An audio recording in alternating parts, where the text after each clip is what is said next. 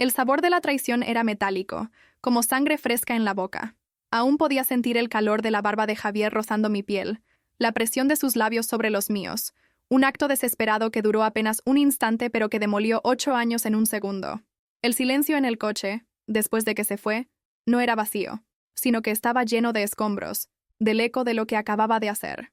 Miré mis manos temblorosas sobre el volante y no me reconocí. No era Elena, la traductora metódica, la compañera estable, la mujer en la que todos confiaban. Era una extraña, una impostora sentada en la oscuridad, con el peso de una decisión impulsiva que ya había comenzado a pudrir todo desde dentro. Fue un beso nacido de la más profunda soledad, y supe, con una certeza que me heló los huesos, que había encendido un fuego que no podría controlar, uno que consumiría no solo mi vida, sino la de las 2 personas que, hasta esa noche, más me importaban en el mundo. El error ya no era una posibilidad, era una mancha permanente en mi existencia. Si esta historia ya te atrapó, suscríbete al canal y déjame saber en los comentarios desde qué rincón del mundo me estás escuchando. Tu apoyo significa mucho para mí. Antes de esa noche, mi vida con Mateo tenía el ritmo predecible de un metrónomo. 8 años en el mismo apartamento funcional en el corazón de la Ciudad de México, donde cada objeto tenía su lugar y cada día seguía un guión no escrito. Despertábamos. Él se iba a su caótico mundo de planos y construcciones, y yo me sumergía en el silencio de mis traducciones, tejiendo palabras de otros idiomas mientras las mías se quedaban atrapadas en mi garganta. Nuestra rutina era un refugio, una fortaleza construida con ladrillos de compañerismo y estabilidad. Al principio, esa seguridad era todo lo que quería. Era el ancla que me mantenía firme en una ciudad que nunca duerme. Pero con el tiempo, las paredes de ese refugio comenzaron a encogerse, el aire se volvió más denso, y la seguridad empezó a sentirse peligrosamente parecida a una jaula. El silencio que antes era cómodo, ahora se había vuelto pesado, cargado de todo lo que no nos decíamos, de la pasión que se había evaporado sin que ninguno de los dos se diera cuenta. Para Mateo, yo no era solo su pareja, era su roca. «Eres mi roca, Elena», me decía a menudo, con una mezcla de admiración y dependencia que al principio me hacía sentir orgullosa. Me veía como la fuerza que equilibraba su caos, el pilar inquebrantable que sostenía nuestro mundo mientras él lidiaba con las presiones de su carrera como arquitecto. Me convertí en la que recordaba las citas importantes, la que pagaba las cuentas a tiempo, la que sabía cómo calmar sus ansiedades con solo una palabra. Asumí ese papel sin quejarme, creyendo que eso era el amor adulto, ser el ancla del otro. Pero ese rol me fue aprisionando lentamente. Me exigía una performance constante de fuerza e infalibilidad, un disfraz que me prohibía derrumbarme, que me negaba el derecho a tener mis propias grietas, mis propias debilidades. La roca no siente, no necesita, no se quiebra, y yo, por dentro, me estaba haciendo pedazos, sintiéndome cada vez más como una cuidadora y menos como una mujer deseada. La disonancia entre la imagen que proyectaba y el vacío que sentía se convirtió en mi conflicto silencioso. Para el mundo, y especialmente para Mateo, yo era la definición de la entereza. Pero en la soledad de mi oficina en casa, rodeada de diccionarios y textos ajenos, me sentía fragmentada, invisible. Anhelaba un gesto que no fuera de gratitud, sino de deseo. Quería que me mirara y viera a una mujer, no a un pilar. Mis frustraciones se acumulaban como polvo en los rincones olvidados de nuestro apartamento. Intentaba comunicar mi necesidad de conexión, pero mis palabras se perdían en la rutina. ¿No podemos simplemente cenar sin la televisión?, preguntaba. Estoy cansado, amor. Mañana, respondía él, sin levantar la vista de sus planos. Cada intento fallido era una pequeña muerte, una confirmación de que la mujer vulnerable que yo era por dentro no tenía espacio en la vida que habíamos construido. El silencio se convirtió en mi único confidente, un compañero constante que entendía mi soledad mejor que el hombre que dormía a mi lado cada noche. La noche que todo se rompió, la discusión no fue a gritos. Fue peor. Fue una herida infligida con susurros y silencios cargados de reproche.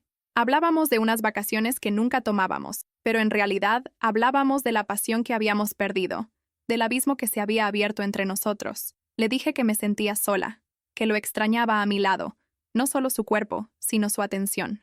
Él me miró con genuina confusión, como si le estuviera hablando en un idioma que no podía descifrar. «Pero si estoy aquí, Elena, siempre estoy aquí», dijo, y en esa frase entendí la magnitud de nuestra desconexión. Para él, su presencia física era suficiente. No veía el hambre en mis ojos, la sed de una conexión que fuera más allá de la costumbre. Me sentí completamente invalidada, como si mi dolor fuera una invención, una exageración. Esa noche, el título de Roca se sintió como una lápida, y la necesidad de sentirme vista, aunque fuera por un instante, se volvió una urgencia desesperada, una cuestión de supervivencia emocional. Fue esa urgencia la que me llevó a llamar a Javier. No buscaba una aventura, buscaba un testigo de mi dolor. Javier, el mejor amigo de Mateo, siempre había tenido una forma de mirarme que me hacía sentir real. Notaba cuando me cortaba el pelo, recordaba el nombre del autor que me gustaba. Me preguntaba por mis proyectos con un interés que Mateo había perdido hacía años. Esa noche, nuestra conversación en su coche fue un bálsamo. Le hablé del vacío, de la soledad, y él no intentó arreglarme. Simplemente escuchó. Por primera vez en meses, sentí que alguien me veía, que mis sentimientos eran válidos. La complicidad se espesó. La gratitud se transformó en una atracción peligrosa, y en un impulso nacido de años de sentirme invisible, me incliné y lo besé. No fue un beso de amor, sino un grito de auxilio, un acto de autodestrucción. En el momento en que nuestros labios se separaron, el alivio momentáneo fue reemplazado por un horror helado. Había cruzado una línea, y sabía, con una claridad devastadora, que había destrozado el único mundo que conocía. Los días siguientes al beso fueron una tortura silenciosa. La culpa era una presencia física, una náusea constante en la boca del estómago. Me movía por el apartamento como un fantasma, realizando las tareas cotidianas con una precisión robótica que desmentía el caos que rugía en mi interior. Cada vez que Mateo entraba en una habitación, yo sentía la necesidad de huir, de esconderme. El sonido de su voz, antes un consuelo, ahora era una acusación. Me sentía sucia, fraudulenta. Repetía la escena en mi mente una y otra vez. El roce de los labios, el olor del coche de Javier, el silencio atronador que vino después. Javier, por su parte, desapareció. Mis mensajes quedaban sin respuesta, y cuando Mateo lo llamaba, siempre tenía una excusa para no vernos. Se había convertido en el cómplice silencioso de mi traición, y su ausencia era un recordatorio constante y punzante de la ruina que habíamos creado juntos en esa noche oscura. Una tarde, mientras yo preparaba el café, Mateo entró en la cocina, me abrazó por la espalda y apoyó la barbilla en mi hombro. «Gracias por todo, mi Roca», susurró. Las palabras, que antes habrían calentado mi corazón, cayeron sobre mí como piedras afiladas. Cada sílaba era una burla, una cruel ironía que me recordaba la fragilidad de la confianza que yo misma había hecho añicos. Tuve que tragar saliva para no ahogarme en mi propia culpa. Me giré, forcé una sonrisa que se sintió como una mueca grotesca y le di un beso rápido en la mejilla, evitando sus labios. La actuación se estaba volviendo insoportable. Ser su Roca significaba ser sólida, confiable, verdadera. Y yo era todo lo contrario. Era arena movediza, un terreno inestable a punto de hundirse y arrastrarlo todo conmigo. Ese día comprendí que el peor castigo no sería su ira, sino su continua e inocente confianza, un regalo que ya no merecía. La intimidad se convirtió en un campo minado. Empecé a inventar excusas para evitar cualquier tipo de contacto físico que fuera más allá de un roce accidental. Me quedaba trabajando hasta tarde en mi estudio o fingía dolores de cabeza repentinos que me obligaban a irme a la cama mucho antes que él. Una noche, sentí su mano en mi espalda, su aliento cálido en mi nuca. Su intención era clara, un gesto de amor que había anhelado durante meses, pero el pánico me invadió. Su tacto no se sentía como el de mi pareja, sino como el de la víctima de mi engaño. Me quedé rígida, conteniendo la respiración, y murmuré una disculpa sobre el estrés y el cansancio. Pude sentir su confusión en la forma en que retiró la mano lentamente, en el suspiro casi imperceptible que dejó escapar en la oscuridad. Lo estaba hiriendo con mi distancia, creando un abismo entre nosotros con cada rechazo silencioso, y él ni siquiera entendía por qué. Cada excusa era un ladrillo más en el muro que estaba construyendo entre nosotros. Encontré mi único refugio en el baño. El sonido del agua de la ducha cayendo a cántaros era el único que podía ahogar el ruido de mi mente. Allí, con el vapor empañando el espejo hasta borrar mi reflejo, me permitía derrumbarme. Las lágrimas se mezclaban con el agua, silenciosas e invisibles, un torrente de culpa, arrepentimiento y autodesprecio. Lloraba por el hombre bueno al que le estaba mintiendo, lloraba por el amigo cuya lealtad había traicionado, y lloraba por la mujer en la que me había convertido, una extraña que actuaba por impulsos destructivos que no lograba comprender. Era en esos momentos, desnuda y temblando bajo el agua caliente, donde la máscara de la Roca se disolvía por completo, revelando la frágil y culpable criatura que se escondía debajo. Era un ritual de purificación inútil, porque sabía que no importaba cuántas veces me lavara, la mancha de mi traición era imborrable. Estaba grabada en mi piel, en mi memoria, en mi alma. La cena con nuestros amigos fue el primer gran punto de quiebre. El plan era reunirnos en nuestro restaurante favorito, el de siempre. Javier, por supuesto, canceló a última hora, enviando un mensaje vago sobre un compromiso familiar inesperado. La decepción en el rostro de Mateo fue palpable. Durante la cena, mientras los demás hablaban de trivialidades, Mateo, con una lealtad que me partió el alma, comenzó a defenderlo. Algo serio debe haberle pasado, dijo a la mesa. Javier no es así. Es el mejor amigo que se puede tener. Es más que un amigo. Es mi hermano. Confío en él con mi vida. Tuve que bajar la mirada hacia mi plato, sintiendo cómo el calor subía por mi cuello. Cada palabra de elogio de Mateo hacia Javier era una puñalada directa a mi conciencia. Asentí, sonreí, participé en la farsa, sintiendo cómo el aire se volvía irrespirable. Estaba sentada en una mesa rodeada de amigos, pero nunca en mi vida me había sentido tan sola y tan profundamente deshonesta. En las semanas que siguieron, mi mente se convirtió en un tribunal donde yo era a la vez la acusada, la fiscal y la jueza. Desesperadamente, intentaba construir una narrativa que me absolviera, o que al menos atenuara mi crimen. Me repetía a mí misma que Mateo había estado ausente, que nuestra relación ya estaba rota mucho antes de esa noche.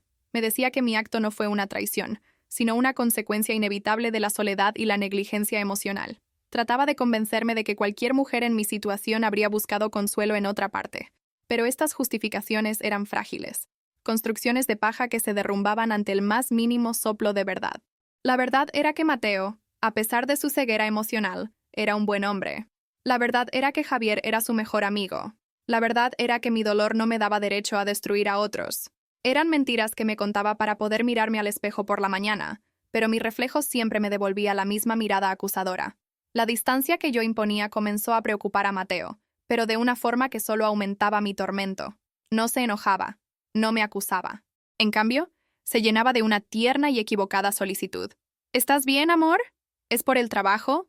Me preguntaba por las noches, mientras yo fingía leer un libro para evitar su mirada. Intentaba acercarse, preparándome mi té favorito, sugiriendo que viéramos una película juntos, gestos pequeños de un amor que yo estaba envenenando en secreto. Su bondad era un espejo que reflejaba mi propia fealdad. Su preocupación era un foco que iluminaba mi engaño. Cada intento suyo por cerrar la brecha me obligaba a dar un paso atrás, a ser más fría, más distante. Estaba atrapada en una espiral perversa. Mi culpa me hacía alejarlo, y mi alejamiento le causaba un dolor inocente que, a su vez, alimentaba mi culpa. Estábamos bailando un tango lento y doloroso hacia la destrucción, y solo yo conocía los pasos. El segundo impacto, el que casi me hace confesar, llegó una tarde de domingo. Mateo, en un intento por animar a su amigo supuestamente deprimido, tuvo una idea. Deberíamos invitar a Javier a pasar el fin de semana en la cabaña de mis padres, dijo con un entusiasmo que me heló la sangre. ¿No crees?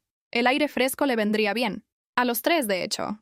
La imagen mental me golpeó con la fuerza de un puñetazo.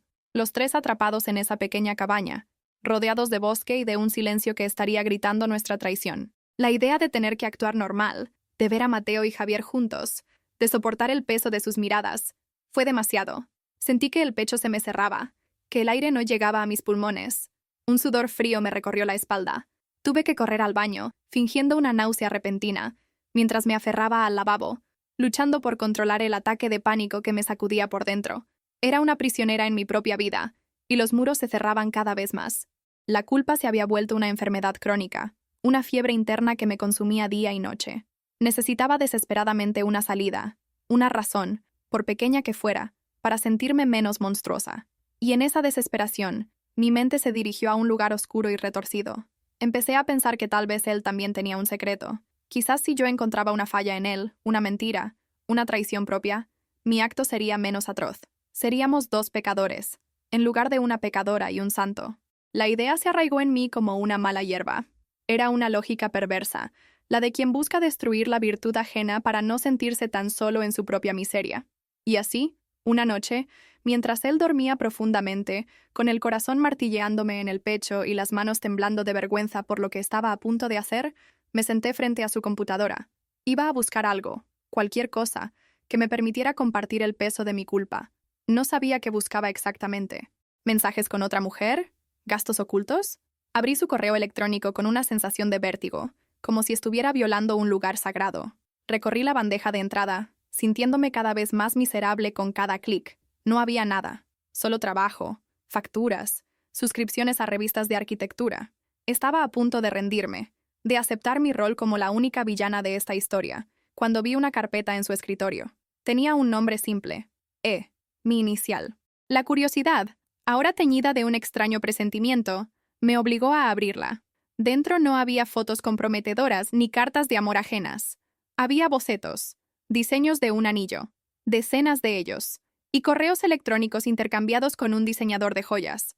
Estaba diseñando un anillo de compromiso, para mí, un diseño único, personal, que incorporaba pequeños detalles que solo alguien que me había observado durante años podría conocer. El aire abandonó mis pulmones en una exhalación dolorosa. El verdadero horror, el golpe de gracia que terminó de aniquilarme, llegó al abrir la cadena de correos entre Mateo y Javier. El asunto era opinión de hermano. Mateo le había estado enviando los bocetos a su mejor amigo para pedirle consejo. Leí sus palabras, y cada una fue un clavo en el ataúd de mi alma. Describía su nerviosismo, su emoción, sus planes. Y entonces, vi la frase que me rompió por completo. «Es que ella es lo único seguro en mi vida, Javi», le había escrito Mateo. «La única con la que quiero construirlo todo. Tiene que ser perfecto, como ella». El correo estaba fechado una semana antes de la noche en que yo besé a Javier. El hombre al que yo había acusado en mi mente de ser distante y negligente estaba, en ese mismo momento, planeando nuestro futuro, confiándole su mayor secreto al mismo hombre con el que yo lo traicionaría. La magnitud de mi acto se reveló en toda su monstruosa crueldad. ¿Te está gustando esta historia? Deja un like y suscríbete al canal. Ahora continuamos con el vídeo. El descubrimiento del anillo y de esos correos no solo me llenó de culpa, demolió por completo la frágil narrativa con la que había intentado protegerme. Ya no podía decirme a mí misma que era una víctima de la soledad. Ya no podía justificar mi beso como un grito de auxilio de una mujer ignorada. La verdad, brutal e ineludible, era que yo había traicionado al hombre que me consideraba el centro de su universo. El hombre que, a su manera imperfecta y silenciosa, estaba construyendo un futuro para nosotros. Mi traición no había sido a un compañero ausente, sino a un hombre lleno de planes y de amor, y lo había hecho con la persona en la que él más confiaba. El peso de esta nueva realidad era insoportable, una losa de hormigón que me aplastaba, dejándome sin aire y sin excusas. Me vi a mí misma por lo que era, no una mujer herida, sino la causa de una herida que quizás nunca sanaría. La crisis que siguió fue más profunda que el arrepentimiento. Fue una crisis de identidad. Si yo no era la roca, entonces ¿qué era? Era la ruina, el terremoto que derrumba el edificio. Me di cuenta, con una claridad dolorosa, de que mi beso con Javier nunca fue sobre él. No se trataba de deseo ni de atracción. Él solo fue el instrumento de mi propia autodestrucción. Fue un acto desesperado y cobarde de una mujer que no sabía cómo usar su voz, que no sabía cómo decir, «Estoy rota, ayúdame». Preferí prenderle fuego a nuestro mundo antes que admitir mi propia fragilidad. Preferí el acto violento de la traición a la vulnerabilidad de una conversación honesta. Mirando hacia atrás, vi un rastro de oportunidades perdidas, de momentos en los que pude haber hablado, en los que pude haber mostrado mis grietas en lugar de cubrirlas con una nueva capa de cemento. Y entonces, la conciencia final me golpeó con la fuerza de una revelación. Mi mayor fracaso no fue ese beso. Ese fue solo el síntoma, la erupción final de una enfermedad que llevaba años gestándose en el silencio. Mi verdadera y más profunda falla fue permitir que la imagen de la roca me consumiera. Fue mi incapacidad para derribar el pedestal en el que Mateo me había puesto y decirle, «No soy infalible, me estoy ahogando, necesito que me veas, que veas mi debilidad». Mi gran traición no fue a él, fue a mí misma, por haber renunciado a mi propia humanidad a cambio de un título que me asfixiaba. Y en esa traición a mí misma, acabé por destrozarlo a él. El silencio, no el beso, había sido el verdadero veneno. El silencio fue el arma con la que, sin darme cuenta, lo destruí todo. La mentira se había vuelto demasiado pesada. El aire en nuestro apartamento era irrespirable. Cada rincón estaba impregnado de mi engaño. Ya no podía seguir actuando. No podía mirarlo a los ojos, sabiendo que en su mente se dibujaba un futuro que yo ya había asesinado. Tenía que decírselo. No para buscar el perdón, porque sabía que lo que hice era imperdonable. Tenía que hacerlo para liberarlo a él. Liberarlo de la mentira que yo representaba. liberarlo de amar a una mujer que ya no existía, si es que alguna vez existió. Esa noche, con el corazón convertido en una piedra fría en mi pecho, apagué el monitor de su computadora, respiré hondo y esperé a que se despertara. La actuación había terminado. Solo quedaba la cruda y devastadora verdad, y yo era la única que podía pronunciarla. La confesión no fue un drama de gritos y lágrimas. Fue un acto quirúrgico, preciso y brutal. Lo esperé en la sala, con la pantalla de la computadora portátil abierta sobre la mesa del café, mostrando los diseños del anillo. Cuando entró, somnoliento, le pedí que se sentara. No hubo preámbulos. Le mostré la pantalla y luego lo miré a los ojos. Besé a Javier, le dije. Las palabras salieron de mi boca sin emoción, planas, como si estuviera leyendo un informe. Le conté todo. La noche, el motivo, el vacío que sentía. No me presenté como una víctima ni busqué atenuantes. Asumí la responsabilidad total de mis acciones, describiéndolas no como un error, sino como una elección egoísta nacida de mi propia cobardía. Cuando terminé, el silencio fue absoluto. Si quieres que me vaya, lo haré ahora mismo, le dije. Dejaré todo aquí, solo necesito mi ropa. No estaba pidiendo perdón, le estaba devolviendo el control sobre una realidad que yo le había robado. Su reacción fue mucho peor que la furia que yo había anticipado. No gritó, no rompió nada, no me insultó. Simplemente se quedó mirándome, y vi cómo algo se rompía dentro de él. Fue una implosión silenciosa. La luz de sus ojos se apagó, como si alguien hubiera accionado un interruptor. La imagen de su roca, de su única certeza, se hizo añicos frente a él, dejándolo completamente a la deriva en un mar de confusión y dolor. Pasó un minuto, quizás una eternidad, antes de que hablara. Su voz fue apenas un susurro ronco. «No te vayas», dijo sin mirarme. No sabría qué hacer. No me pidió que me quedara por amor, sino por inercia, por miedo al vacío que mi partida dejaría. Y en ese momento entendí que había hecho algo mucho peor que romperle el corazón. Le había roto la realidad, le había quitado el suelo bajo los pies, y ahora estábamos los dos, flotando en las ruinas. Los días que siguieron fueron como vivir en un limbo. Nos convertimos en dos extraños educados compartiendo un espacio físico, fantasmas que se movían por los pasillos de una casa que ya no se sentía como un hogar. La comunicación se redujo a lo estrictamente funcional. ¿Necesitas algo del supermercado? Voy a salir. La cena está lista. No había peleas, no había reproches, solo un silencio denso y pesado, una tristeza profunda que lo impregnaba todo. La confianza, el pilar fundamental de nuestros 8 años juntos, se había pulverizado por completo. Nuestra historia, nuestras risas compartidas, nuestros planes, todo se sentía ahora como los artefactos de una civilización perdida, exhibidos detrás de un cristal que ya no podíamos tocar. Él me miraba a veces, cuando creía que yo no me daba cuenta, y en sus ojos no veía odio, sino una pregunta devastadora. ¿Quién eres? Y yo no tenía la respuesta. Una noche, no pude dormir. Fui a la sala por un vaso de agua, y lo encontré allí, sentado en la oscuridad, sosteniendo un portarretratos. Era una foto nuestra de hacía 5 años, en un viaje a la playa.